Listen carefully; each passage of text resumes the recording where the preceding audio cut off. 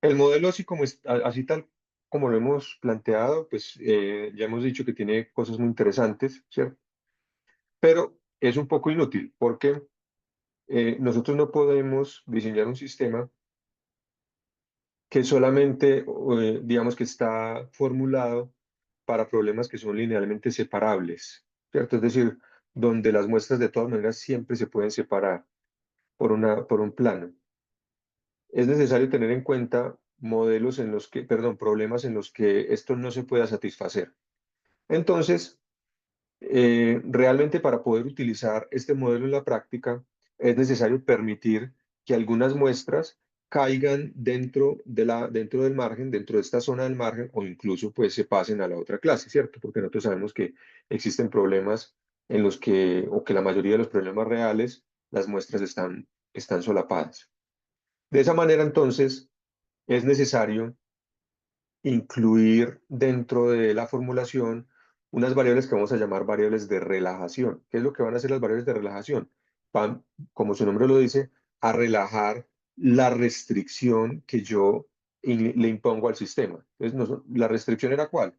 Que las muestras estuvieran siempre a una distancia mayor o igual que uno de la frontera de decisión. Entonces, lo que vamos a permitir ahora es que las muestras perdón, lo que vamos a exigir ahora es que las muestras estén a una distancia mayor o igual que uno menos una cantidad, ¿cierto?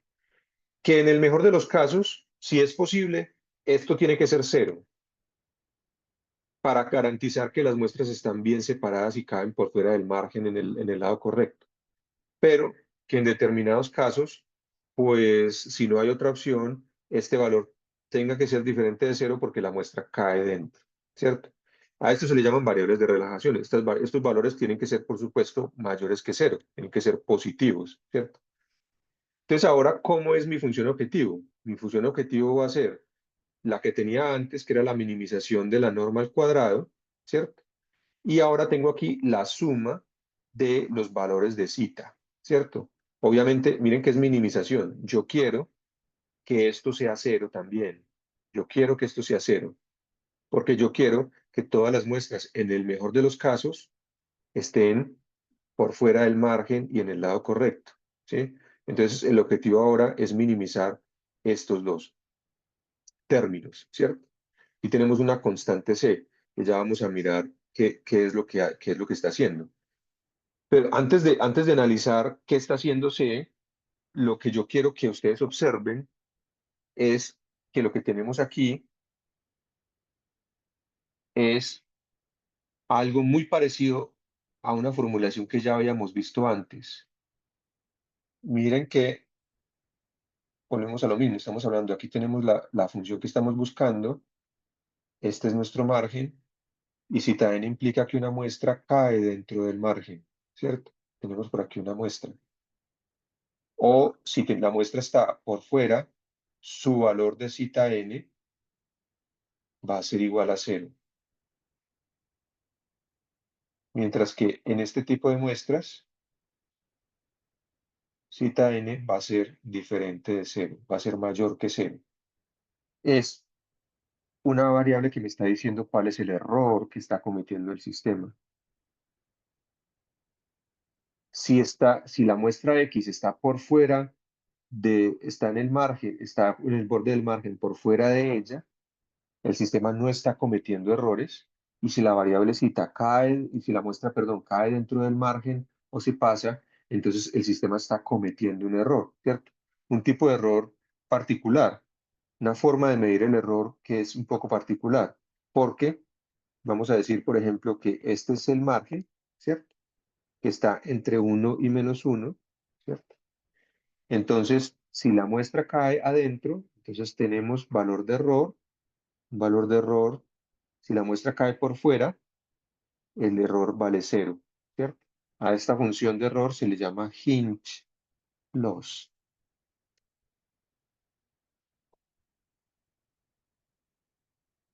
¿sí? Y es la función de error particular que se utilizan en las máquinas de vectores de soporte, ¿cierto? Entonces, si nosotros comprendemos que cita es el error que está cometiendo el sistema para esa muestra n, esto que tenemos aquí es una función a optimizar en lo que tenemos es el error más un medio de la norma del vector perpendicular al plano al cuadrado. Y esto nosotros ya lo habíamos visto antes. Esto es error más término de regularización. Por lo tanto, C funciona como una variable, como la constante de regularización, pero tengan en cuenta que en la función original está multiplicando al término de error. Cuando nosotros vimos la regresión regularizada, teníamos error más término de regularización, pero la constante de regularización estaba aquí y la llamamos lambda, ¿cierto? Entonces, si lambda era muy grande, el término de regularización tomaba mucha importancia. Si lambda era cero, es como si el término de regularización no existiera. Acá C funciona al contrario. Si C es muy grande, lo que me importa mucho es el error, y si C es muy pequeño, entonces va a tener más importancia el término de regularización.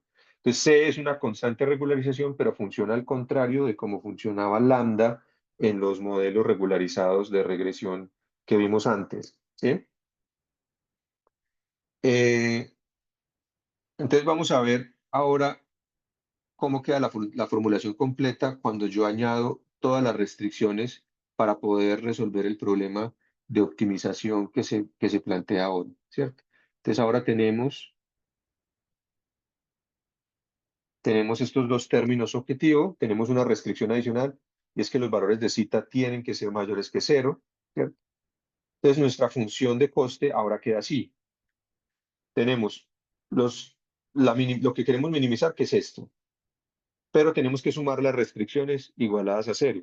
Entonces aquí tenemos nuestras restricciones igualadas a cero, multiplicadas por sus correspondientes multiplicadores de Lagrange, y como los cita también tienen que ser mayores que cero, entonces también son restricciones multiplicadas por sus correspondientes multiplicadores de Lagrange, y también son n restricciones porque hay un cita para cada muestra, ¿cierto? La buena noticia es que cuando yo hago la derivada con respecto a W, a B y a los zeta y lo reemplazo en la fórmula inicial, pues llego a esta formulación dual que, como ustedes pueden ver, es exactamente igual que la anterior. No ha cambiado nada. Solo ha cambiado algo. Y es que las restricciones que teníamos antes de los multiplicadores de Lagrange A, que antes tenían que ser mayores que cero, ahora tienen que ser mayores que cero y menores que C. Entonces, a este tipo de restricciones se les conoce como restricciones tipo caja, box constraint. Por lo tanto, a C a veces se le denomina constante de regularización, o a veces en algunas librerías la llaman box constraint, ¿cierto? O la restricción tipo caja, ¿sí? A C. Y esta es la misma restricción que aparecía antes cuando hacíamos la derivada con respecto a B, ¿cierto? El algoritmo de sequential minimal optimization que les comentaba hace un rato, pues resuelve este problema igual que antes, ¿cierto? Y me devuelve los valores de A igual que antes. Por lo tanto, el modelo a la salida sigue siendo igual que antes. Y B la vamos a calcular de la misma manera. Tenemos que tener en cuenta que los vectores de soporte ahora son muestras no solamente que están en la frontera del margen, sino que también son las muestras que caen dentro del margen. Todas las muestras que son muy complicadas de predecir y que van a caer dentro, tienen valores de A diferentes de cero, y por lo tanto son muestras que caen dentro, que son los vectores de soporte, ¿cierto? Por lo tanto, ya no podemos garantizar que la distancia del vector de soporte a la frontera de decisión es 1. Hay algunas que para las que es 1, para otras es un poquito menor. Entonces, aquí tenemos que calcular B. Aquí sí que es obligatorio calcular B como el promedio de los valores que obtenemos de reemplazar los vectores de soporte en esta expresión de arriba y reemplazar B. Como ahora vamos a suponer que todos valen, que la distancia de todos es 1, pero eso ya no es posible garantizarlo. Entonces, ahora sí que es necesario calcular el promedio para todos los vectores de soporte. ¿Listo? Entonces así ya tenemos B y tenemos todos los elementos para poder usar el modelo y, y usarlo en la práctica, ¿cierto? Les voy a mostrar unos ejemplos de cómo cambia la frontera de decisión cambiando el kernel, y también del efecto de la constante de regularización, ¿cierto? Entonces, Perdón. Este es el problema que vamos a resolver en este caso, ¿cierto? Ya obviamente no es un problema linealmente separable, tenemos esta región de aquí donde las muestras están traslapadas ligeramente. Vamos a hacer el entrenamiento de una máquina de vectores de soporte con un kernel lineal. Es decir, la frontera que vamos a buscar es una frontera lineal, ¿cierto? Y entonces el modelo, una vez lo entrenamos, pues nos da esta frontera, ¿cierto? Una frontera lineal. Y aquí pueden ver las muestras que tienen los círculos negros, son las muestras seleccionadas por el modelo como vectores de soporte. ¿Listo? Bien, vamos a ver el efecto de C. Entonces miren que acá vamos a tener un kernel RF, o sea, un kernel exponencial negativo, que como ya lo habíamos dicho antes, es un kernel entonces que me permite resolver problemas no lineales, va a generar fronteras no lineales. Y si el modelo está poco regularizado, entonces la frontera de decisión puede ser muy compleja, ¿cierto? Puede llegar a ser muy compleja. ¿Qué significa poco regularizado? Poco regularizado va a significar entonces un valor de C muy grande. Y si el valor de C es muy grande, le estoy dando mucha importancia al término de error y menos importancia al término de regularización. En estos dos ejemplos tenemos, el primero tiene un C de 1 por E a la 6 y el segundo tiene un C de 1 por E a la menos 2. Por lo tanto, el que está regularizado es este y este no tiene práctica, este tiene muy poca regularización, ¿cierto? Entonces miren la frontera de decisión que obtengo con el primer caso, una frontera de decisión bastante más complicada, una frontera de decisión no lineal complicada, y cuando el modelo está regularizado, entonces la frontera de decisión es más suave. Pero también observen otra cosa, y es que el número de vectores de soporte aquí es mucho menor, que hay muchas menos muestras que fueron seleccionadas como vectores de soporte en el modelo que tiene poca regularización, pero cuando el modelo tiene mucha regularización, para poder darme esta frontera, que es una frontera lineal, tiene que hacer el promedio entre muchas más muestras. Por lo tanto, selecciona a la totalidad de las muestras en este caso como vectores de soporte, ¿sí? Y esto es muy relevante. Recuerden que cuando empezamos la discusión, yo les dije que estábamos hablando de un modelo que hacía que aplicaba, digamos, el principio de minimización del riesgo estructural versus los otros modelos que hemos trabajado antes que solo utilizan las muestras de entrenamiento para definir, digamos, cuál es el óptimo, que hacen la minimización del riesgo empírico. El hecho de que este modelo aplique este principio de minimización del riesgo estructural hace que sea uno de los prácticamente únicos modelos que me permite saber cuál va a ser, o me permite tener una idea de cuál va a ser el desempeño del sistema en muestras nuevas, en muestras desconocidas, únicamente teniendo en cuenta los resultados del entrenamiento. ¿Cómo? Pues básicamente hay una cantidad que es súper relevante para saber si mi modelo va a funcionar bien. Cuando yo calculo el número de vectores de soporte dividido entre el total de muestras de entrenamiento, resulta que esta cantidad que tenemos aquí va a ser una cantidad que va a ser proporcional a la diferencia que va a haber entre, a la diferencia que va a haber entre el error de entrenamiento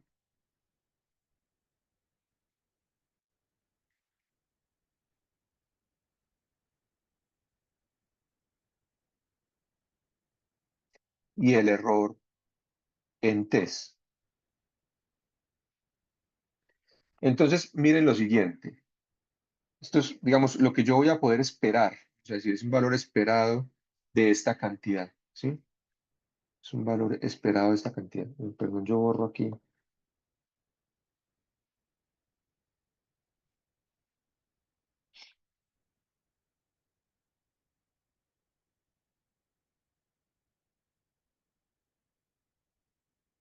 el valor esperado de esta diferencia. ¿Listo?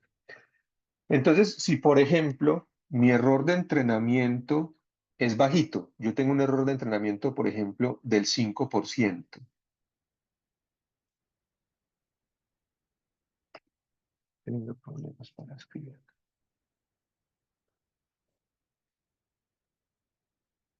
Mi error de entrenamiento es del 5%. Y resulta que cuando yo calculo el número de vectores de soporte sobre el total de muestras, es de, por ejemplo, 0,1, o sea, solo el 10% de las muestras fueron seleccionadas como vectores de soporte. Y el error de entrenamiento es del 5%, yo voy a esperar que la diferencia entre el error de entrenamiento y el error de test sea inferior a esta cantidad, ¿cierto? Entonces, estoy diciendo que de alguna manera el error de entrenamiento, perdón, el error de test va a ser muy parecido al error de entrenamiento. Y como el error de entrenamiento fue bajo, el error de test también lo va a ser, ¿cierto? Si por el contrario este cociente que tenemos aquí se aproxima a 1, o sea, prácticamente todas las muestras de entrenamiento fueron seleccionadas como vectores de soporte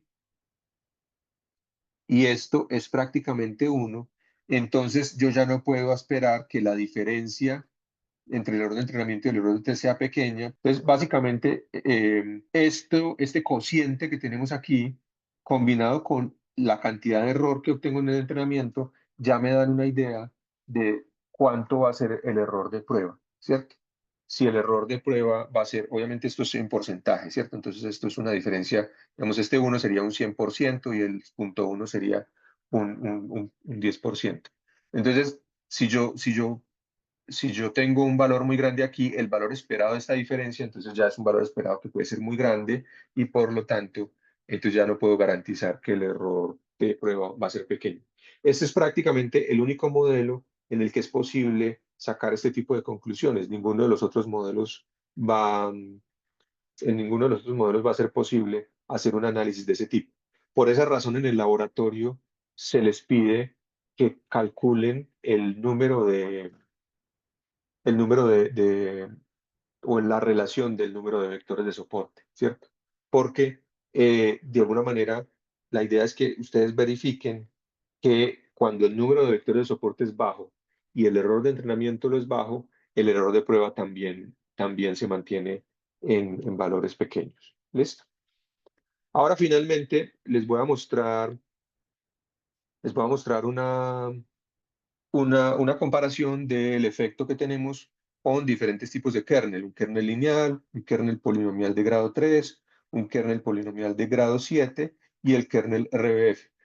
Aquí, aunque aquí ya había utilizado el kernel RBF, vamos a ver que aquí lo utilicé con el valor del parámetro del RBF, que es el ancho de la ventana, ¿cierto? El valor por defecto. Recuerden que el kernel RBF es un kernel, una función que tiene un hiperparámetro, que es el ancho de la ventana, ¿cierto? Y el sigma controla ese ancho de la ventana. Entonces, en el primer ejemplo lo teníamos por defecto, que debe ser un valor de alrededor de 0,1, pero ahora lo vamos a modificar, ¿cierto? Y ahora van a ver que aquí hay un 1 por e a la 2, ¿cierto? Bueno, en realidad este es un gamma, no un sigma. Entonces, aquí hay una diferencia ligeramente, o sea, normalmente la definición que tenemos allá, voy a ponerlo por acá abajo, perdón. De esa función kernel que teníamos allá, ¿cierto? El kernel es una exponencial negativa, ¿cierto? De menos un medio, ¿cierto? La diferencia entre xn y x al cuadrado sobre sigma sub n al cuadrado, ¿cierto? Eh, Hay otra versión que es equivalente, sencillamente la interpretación es diferente, en la que se usa un menos un medio de gamma al cuadrado o de gamma simplemente xn menos x. Es básicamente, en lugar de tener esta constante aquí dividiendo, se tiene aquí multiplicando. Por lo tanto, su efecto es inverso, ¿cierto? Porque uno podría decir, ah, bueno, pues es que gamma al cuadrado es 1 sobre sigma sub n al cuadrado. Entonces, el efecto es al contrario. Cuando aquí hablamos de una ventana grande, es porque sigma es grande cuando hablamos de una ventana pequeña es porque sigma es pequeño. Recuerden que cuando hablo del ancho de la ventana es que esto tiene esta forma. Entonces, una ventana pequeña sería cuando reducimos así, una ventana grande cuando hacemos esto, ¿cierto? Y aquí entonces sería el contrario. Si gamma es grande, entonces es una ventana pequeña. Si gamma es pequeño, entonces es una ventana grande. Simplemente funciona al contrario. Entonces aquí tenemos un 1 por e a la 2, por lo tanto es una ventana pequeña. ¿Listo?